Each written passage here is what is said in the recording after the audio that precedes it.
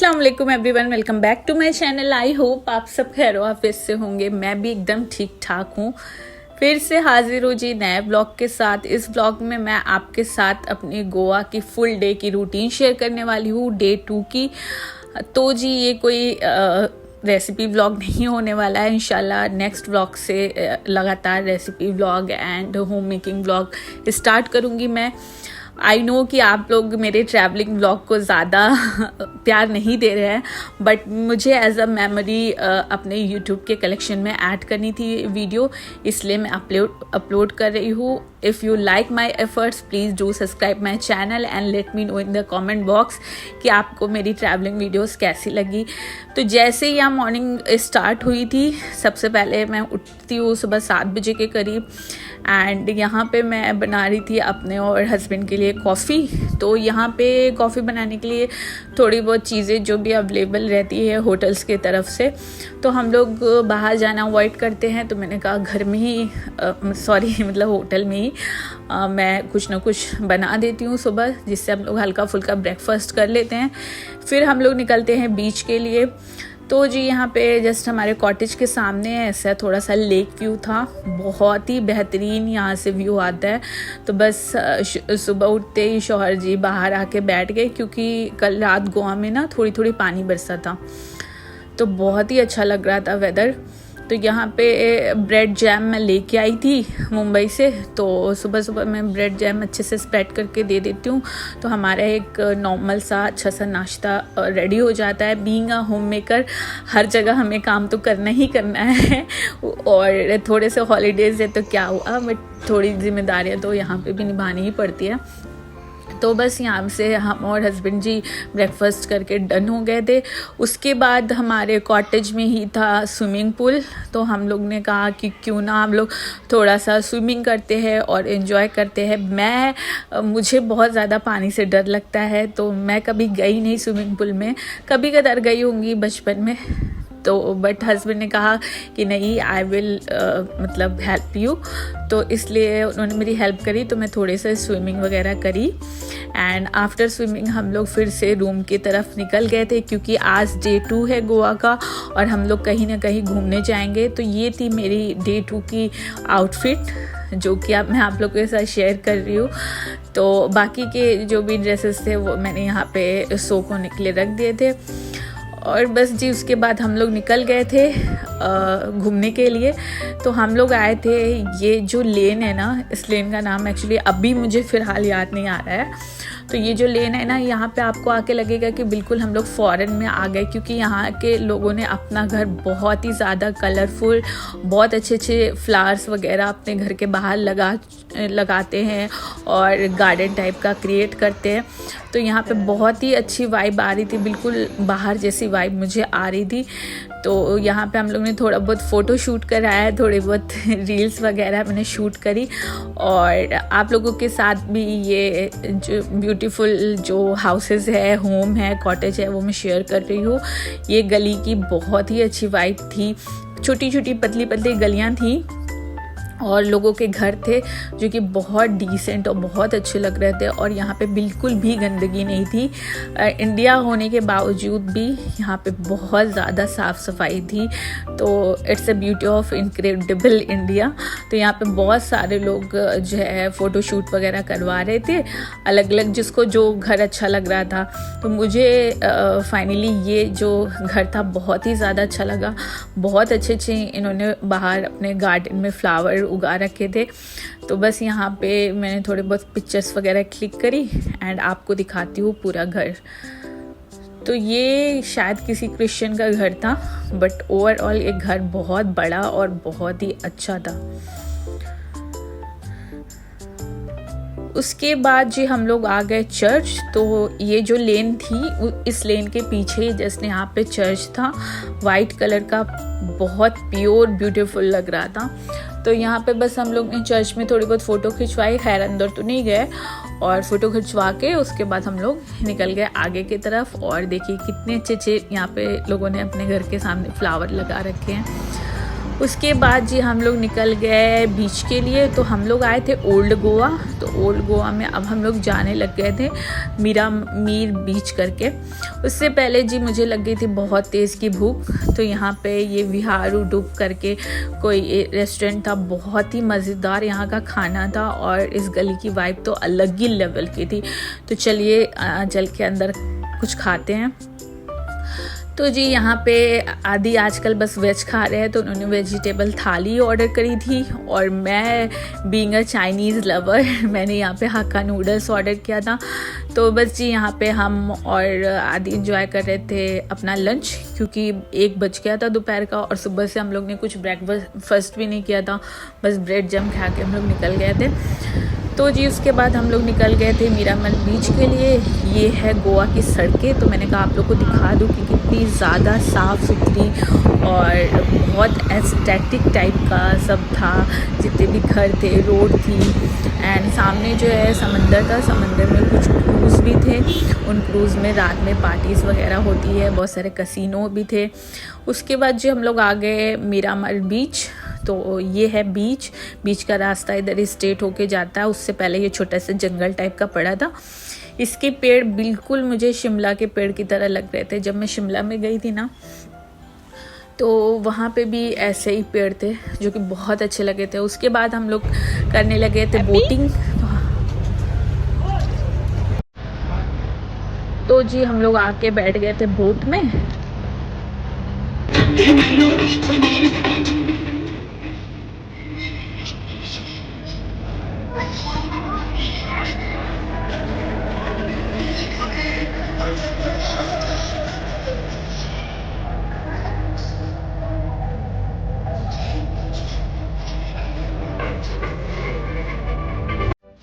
तो जी जैसा कि आप लोग ने देखा कि यहाँ के लोग कितना ज़्यादा एंजॉय कर रहे हैं गोवा आके, तो बस सब लोग नॉर्मली एंजॉय कर रहे थे।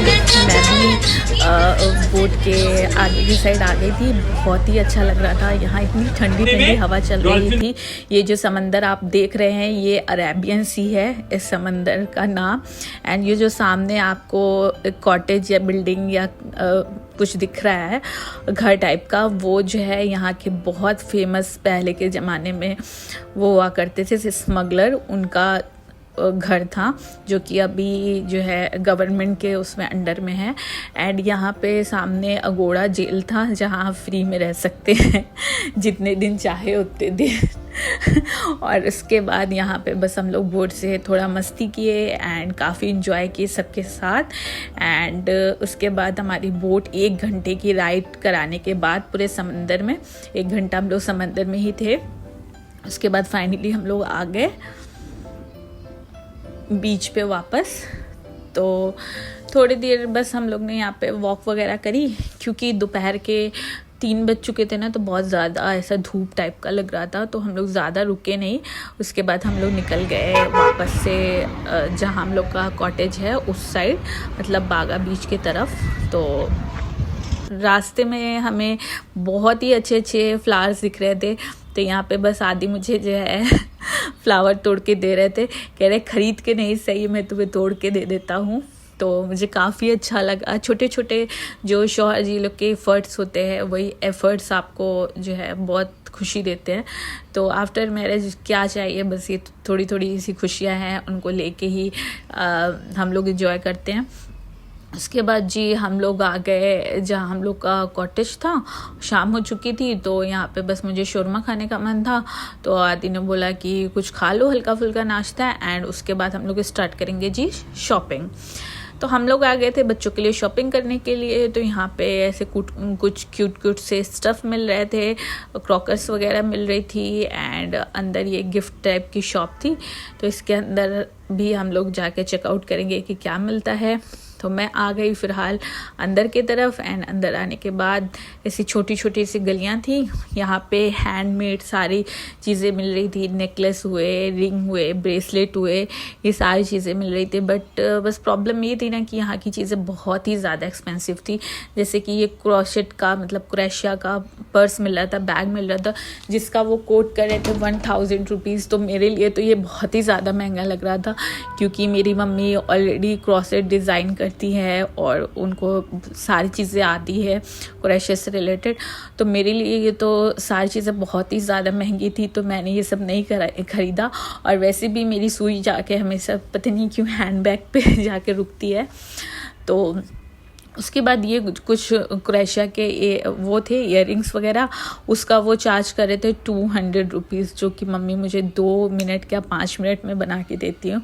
ऑलरेडी मेरे पास बहुत ज़्यादा कलेक्शन है क्रोशिया की चीज़ों की। फिर वही चीज़ें सारी चीज़ें मैंने विंडो शॉपिंग वगैरह करी। मुझे जो चीज़ अच्छी लगी वो चीज़ मैं पूछ रही थी, एंड उसके बाद अगर मुझे प्राइस हाई लग रहा था तो मैं उस चीज़ को छोड़ दे रही थी। जैसे ये बोहो हैंडबैग आजकल बहुत ज़्यादा ट्रेंड में है, जैसे कि आप सब जानते हैं, बट उसका वो चार्ज कर रहे थे 1500, तो मुझे वर्थ इट नहीं लगा, तो इसलिए मैंने परचेज़ नहीं किया। बट छोटी छोटी चीज़ें जैसे कि फ्रिज मैग्नेट वगैरह है, बच्चों के टॉयज़ वगैरह है जो कि मैं अच्छे से अफोर्ड कर सकती थी, वो सारी चीज़ें मैंने ली।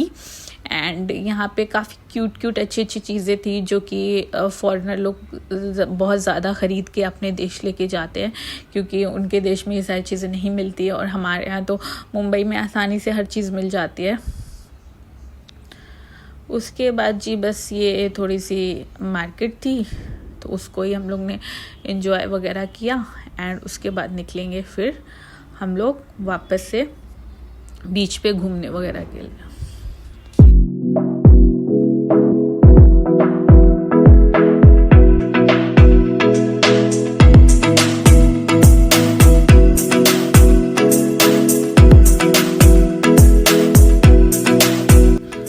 उसके बाद जी मुझे दिख गया ये handbag, and I am crazy about the handbags. तो मुझे ये बहुत टोट बैग बहुत ज़्यादा अच्छा लगा, तो मैंने आदि को बोला बस मुझे ये दिला दो, मुझे कुछ भी नहीं चाहिए, I will not buy anything. तो बस ये पूछ रहे थे हम लोग, बट वो जो यहाँ के लोग थे बेचने वाले, वो फॉरेनर के हिसाब से यहाँ का प्राइस जो है बहुत ज़्यादा बता रहे थे। तो वो जो लेडी थी उन्होंने फाइनली 1000 से कम ही नहीं किया, तो फिर आदमी ने छोड़ दिया, नहीं लिया। एंड जी फिर उसके बाद हम लोग आ गए थे बीच पे। तो ये है कलिंगुड बीच, जो कि हम लोग का रह गया था घूमना, तो हम लोग ने कहा कि डे 2 है तो ज़रूर घूम लेते। तो यहाँ थोड़ा एक्सप्लोर किया, सामने ही चर्च था, तो हम लोग थोड़ी देर चर्च पे चले गए। तो यहाँ चर्च फिलहाल तो बंद था, प्रेयर के टाइम ही ओपन होता है। बाहर से ही मैंने थोड़ा सा शूट कर लिया आप लोग को दिखाने के लिए। तो बहुत ही खूबसूरत यहाँ पे चर्च भी थे। उसके बाद जो हम लोग आ गए थे अगोड़ा फोर्ट। तो ये है अगोड़ा फोर्ट। तो इस फोर्ट में आपको ऊपर की तरफ चढ़ के जाना होता है। पहले ज़माने में यहाँ पे बहुत बड़ी बड़ी लाइटें लगी थी, जो कि समंदर के जो भी लोग आते थे बिजनेस करने के लिए, फिशमैन वगैरह, उनको सिग्नल देता था। उस सिग्नल के हिसाब से समंदर में रास्ता बना के लोग आते थे। एंड यहाँ पे बहुत पुराने ज़माने की चीज़ों की पिक्चर्स वगैरह लगी थी, लाइक अ छू टू सम म्यूज़ियम। वो हम लोग ने एक्सप्लोर किया, पढ़ा कि वो किस चीज़ से रिलेटेड है। उसके बाद जी हम लोग जा रहे थे ऊपर जाने के बाद मैं आपको दिखाऊंगी, पूरा समंदर दिखेगा, एंड आपको थोड़ा सा गोवा का एरिया भी दिखेगा, ओल्ड गोवा का। तो जी हम लोग आ गए थे सबसे ऊपर की तरफ, एंड ऊपर की तरफ आने के बाद ये रहा पूरा समंदर, जिसको अरेबियन सी बोलते हैं। एंड यहाँ से सारा गोवा का जो गोल में गोवा जो है बसा हुआ है, वो सारी चीज़ें दिख रही थी। एंड सामने ये है अगोड़ा फोर्ट, यहाँ पे लाइटिंग वगैरह जलती थी। उसके बाद जी हम लोग आ गए नीचे अगोड़ा फोर्ट से घूम घाम के, एंड थोड़ा सा हम लोग चादर वगैरह लेके आए थे, हम लोग ने बिछाई, थोड़ी बहुत गपशप करी, एंड थोड़े बहुत गेम वगैरह खेले। उसके बाद हम लोग निकल रहे थे वापस से अपने कॉटेज के लिए।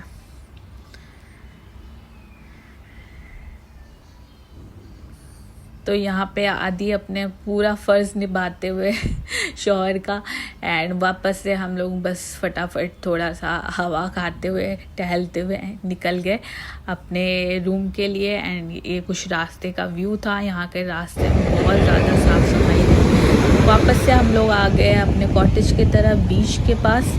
तो बस यहाँ पे बहुत ही ज़्यादा सुकून मिलता है जब समंदर के पास आओ, और जब लहरें जो वो आपके पैर को छू के जाती हैं, तो साहिल किसको नहीं पसंद होता है, हम सबको बहुत पसंद होता है। और ख़ासकर मुझे गोवा में एक चीज़ बहुत ज़्यादा अच्छी लगी, वो है यहाँ के गोवा के जो बीच है वो बहुत ज़्यादा साफ़ सुथरे, और यहाँ का पानी भी जो था वो ब्लू था as compared to Mumbai. Mumbai में बीचों पे बहुत ज़्यादा गंदगी रहती है, बट यहाँ पे ऐसा नहीं है।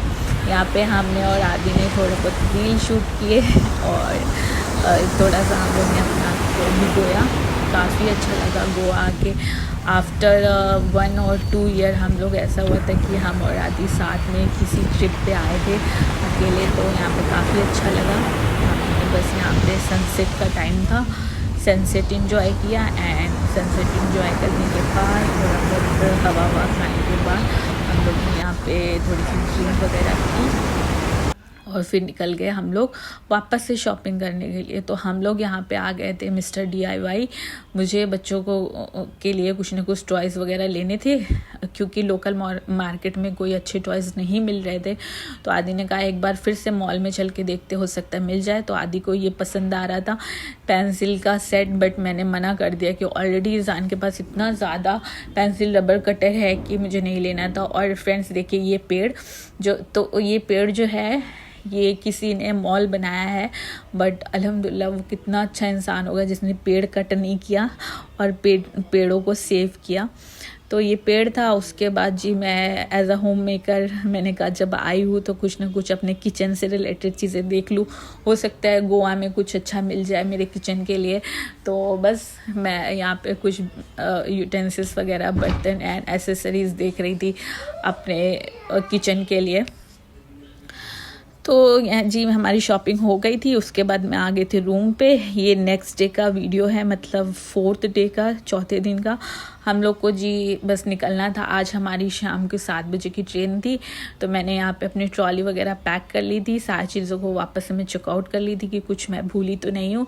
एंड ये टाइम आ गया था गोवा को बाय बाय करने के लिए तो बस हमने फटाफट रूम को बाय बाय किया, एंड फिर उसके बाद हम लोग निकल गए थे अपने ट्रेन के लिए। एंड वहाँ पर रास्ते में हम लोग ने थोड़ी बहुत चीज़ें कुछ एंजॉय करी। तो यहाँ पे मैंने ऑर्डर किया था कढ़ाई पनीर और राइस एंड रोटी, क्योंकि मुझे बहुत ज़्यादा भूख लगी थी और हमारी ट्रेन ऑलरेडी 3 घंटे लेट थी। तो मैंने कहा कि पता नहीं स्टेशन पे कुछ मिलेगा कि नहीं, तो इसलिए मैं यहाँ से पहले से खा के जाती हूँ। उसके बाद जी हम लोग आ गए थे वापस से अपने होटल पे, क्योंकि हमारी ट्रेन लेट होती जा रही थी। तो बस मैं यहाँ पे थोड़ा सा बुक वगैरह एंजॉय करी, पढ़ी, एंड बस थोड़ा सा चिल करी, क्योंकि मैं बहुत ज़्यादा बोर हो रही थी। हमारा जो चेकआउट का टाइम था वो 11 बजे था। उसके बाद मैं बहुत ज़्यादा बोर हो गई थी, एंड उसके बाद फाइनली हम लोग ने बस पकड़ी स्टेशन के लिए, एंड 7 बजे हम लोग पहुँच गए स्टेशन। तो जी ये था गोवा का व्लॉग। मिलते हैं फिर से नए व्लॉग के साथ। टिल देन अपना ख्याल रखिए। अल्लाह हाफिज़।